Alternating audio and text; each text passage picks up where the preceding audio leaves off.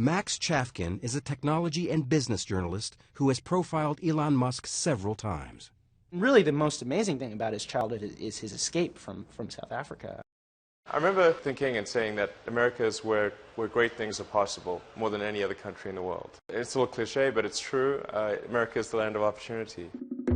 By moving, Musk would also avoid mandatory service in South Africa's army. Growing up in apartheid South Africa was pretty surreal. I mean, we didn't support that government, we didn't believe in it. And so the idea of actually going to the military service was really out of the question. I told my parents I was going to Canada, and they tried to convince me not to leave. And off he flew, and I thought, wow, he's so independent. Of course, as soon as he lands, he calls me and he says, what do I do now? So I bought a bus ticket from Montreal to Vancouver, and that allowed me to kind of see Canada, at least from the highway. He worked at odd jobs across the country before settling at Queen's College in Toronto. In fact, when I went to college, I rarely went to class. I'd just read the textbook and then show up for exams. The big appeal of the university was being able to date girls my own age. I actually met my first wife there. Musk got an engineering and business degree from the University of Pennsylvania and a scholarship to go to Stanford. Silicon Valley was the promised land.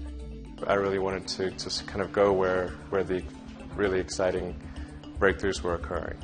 Elon had this ability to look at the world and go, this is a real problem that's going to happen in 20 years. He looked around and he saw that the world-changing stuff was not happening at Stanford. I didn't even go to class. I called the chairman of the department and said, I'd like to try starting this internet company. It probably won't succeed, and so when it fails, I want to make sure that I can still come back.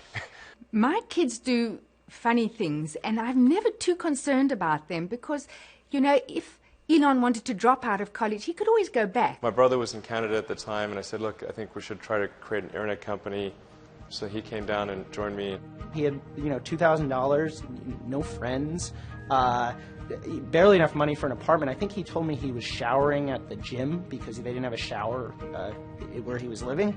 We just got a futons that there were couches during the day and then turned into beds at night.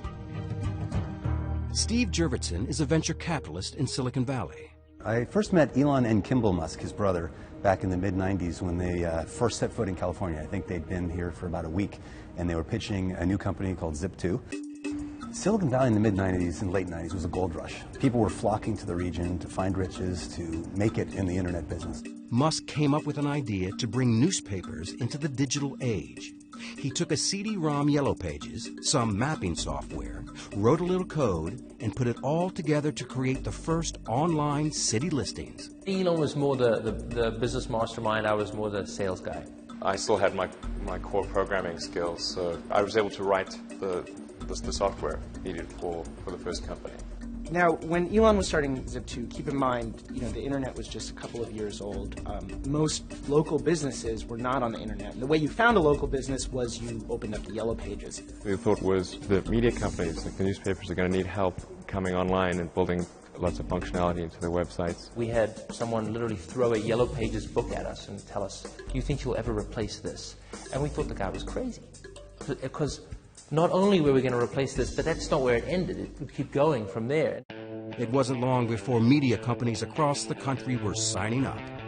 And so we were able to get as investors and customers the New York Times Company, Hearst, Knight Ridder, and a number of other companies.